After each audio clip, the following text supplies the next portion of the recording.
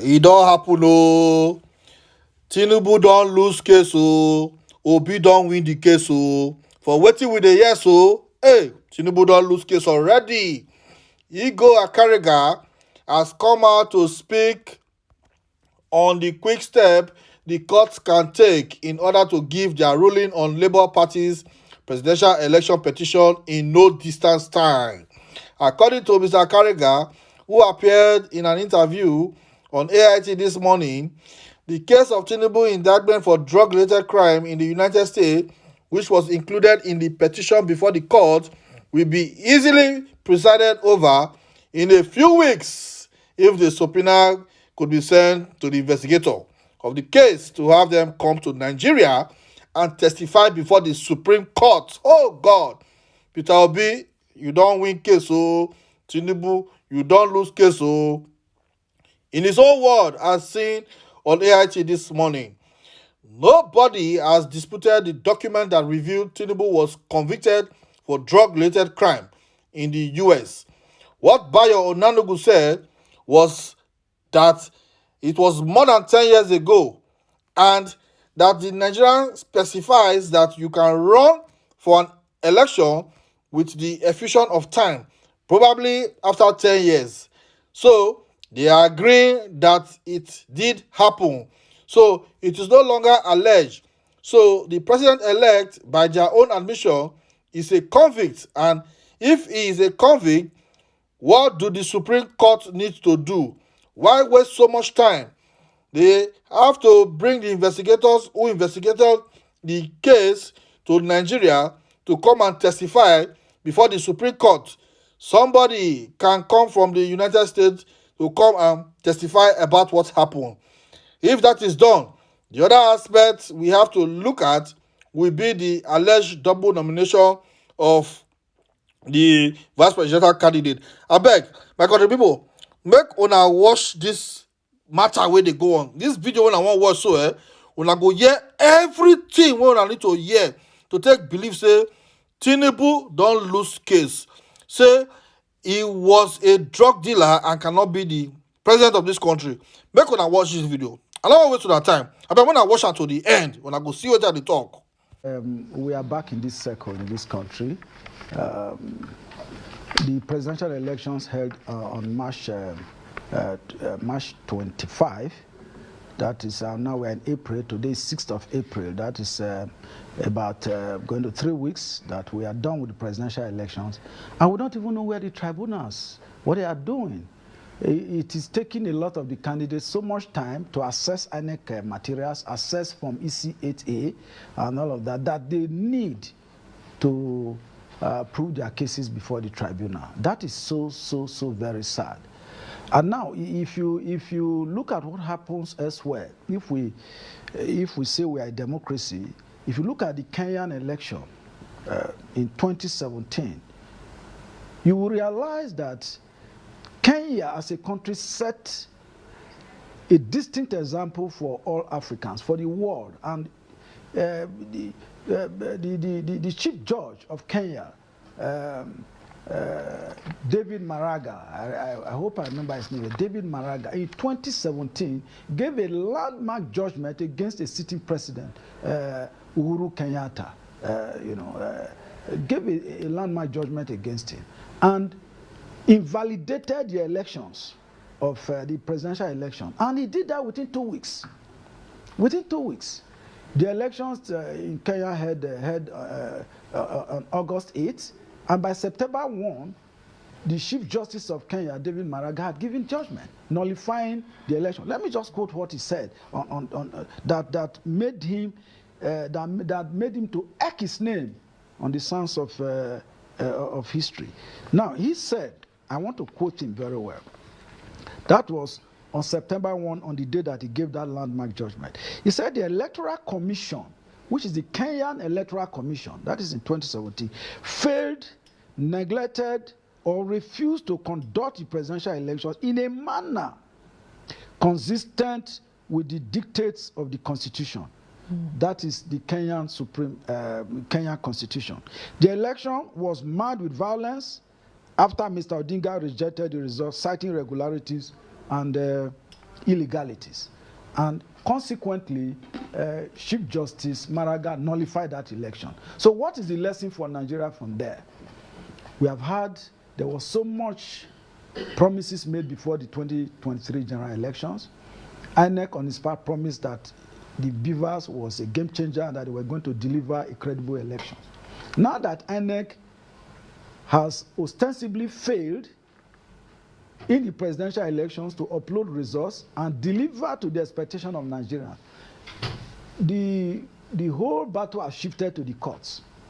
I will know that the courts in Nigeria, personally I have a lot of respect for many of the judges in Nigeria, but recently the cases, the pronouncements coming from, particularly from the apex court, the Supreme Court, has been very worrisome.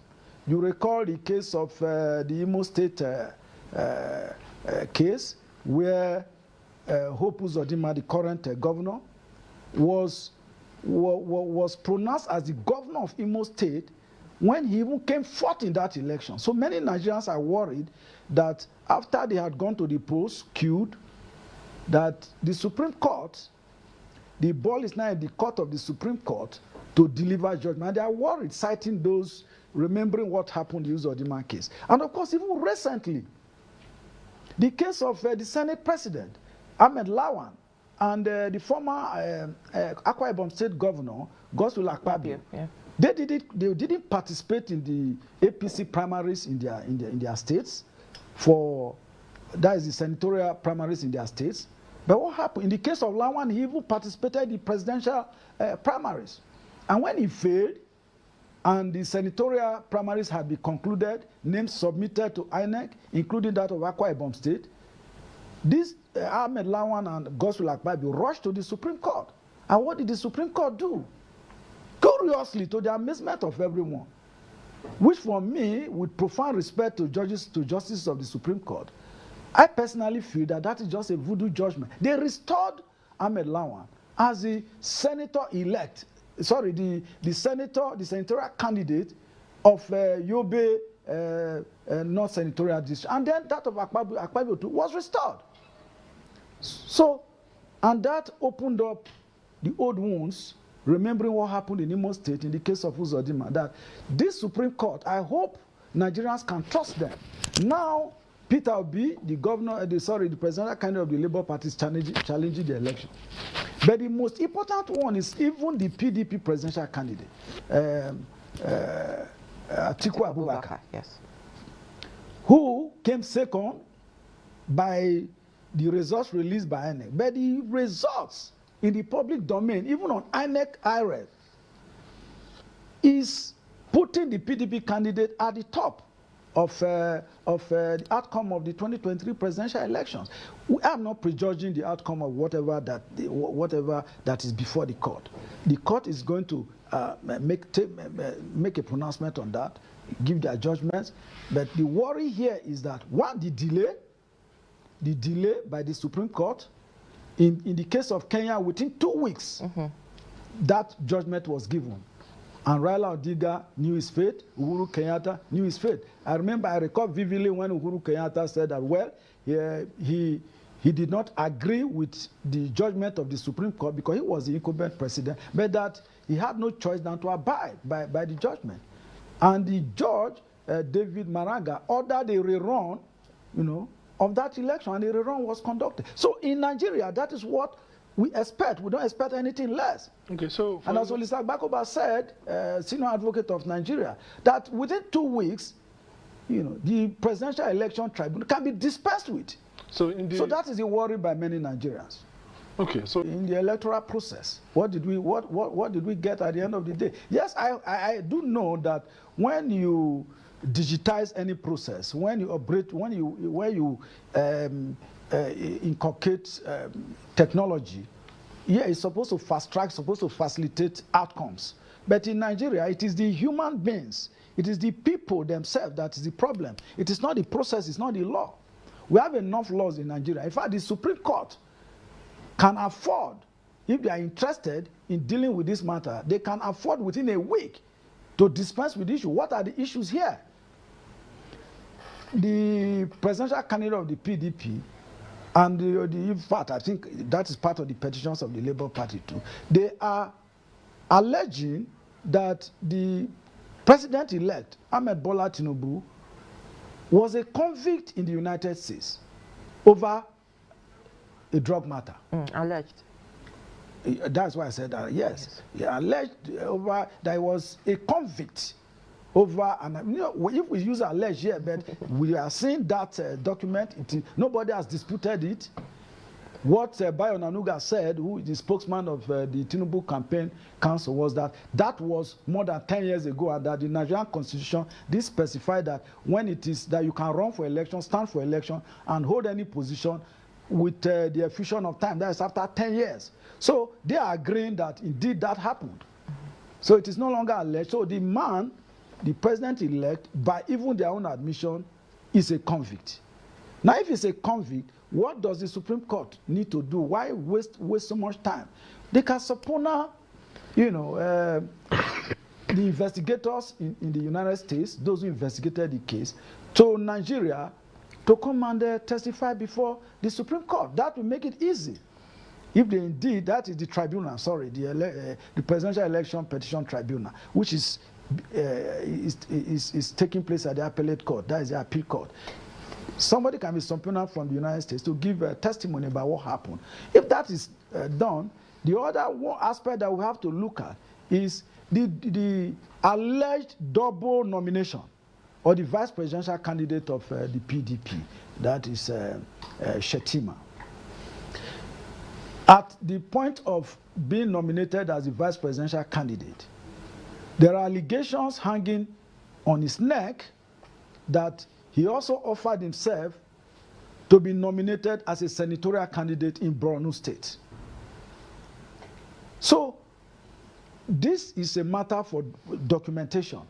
The appeal court can simply record documents and look at whether indeed Shettima put himself forward for nomination as a senator in Borno State, and then also put himself forward as a vice presidential candidate of the APC. That is double nomination in the face of the law if it is proven. I will know what that outcome can be. So it does not require so much rocket science to waste so much time to determine what that is. So the issues are very, very clear. You know. But my worry as a journalist and as a human rights activist is that the delay itself, I just hope,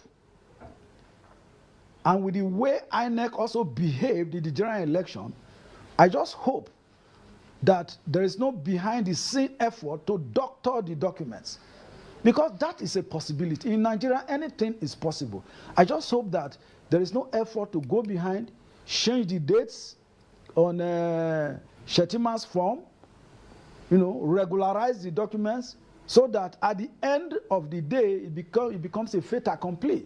You just waste your time at the tribunal, and they will just bring the documents that that may have been doctored, and they just throw out the case. So justice delayed is justice denied. The earlier, the better. That is, I'm sure that is the worry of many Nigerians this morning as they listen to us. Okay, so I mean, talking about going beyond the worry. This type of information is legendary. It's notorious for prejudging outcome of courts by holding international press conferences once there are matters pending before the court against individuals, bodies, and the federal government. He goes to the United States, to England, call international press conferences where he tries to vitiate the outcome, whatever outcome that the court will reach. That is also a cause for concern by anybody who is actually interested in the stability, unity, and security of the country. Well, having said that, what should be of worry to Lai Mohammed and those who are currently managing the Nigerian process is the non-recognition of the outcome of the presidential elections in 2023 by key nations of the world.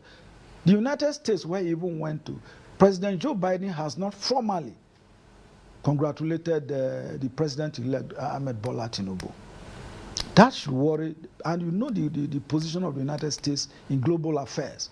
If the United States speaks, other countries shiver. So it is about the most powerful country in the world. And if the leader of that country has not recognized the outcome of your elections, you should be worried. Okay. And the Vice President of the United States, Kamala Harris, was on a four-day visit to Africa. Okay. Came to Ghana, Senegal, Benin, countries around us, and never put her feet in Nigeria. Okay, so that's before then, the Secretary of State also visited.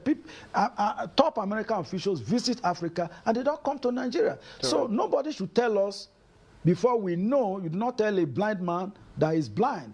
He could know that he can't hear any noise again. He knows that the market has closed.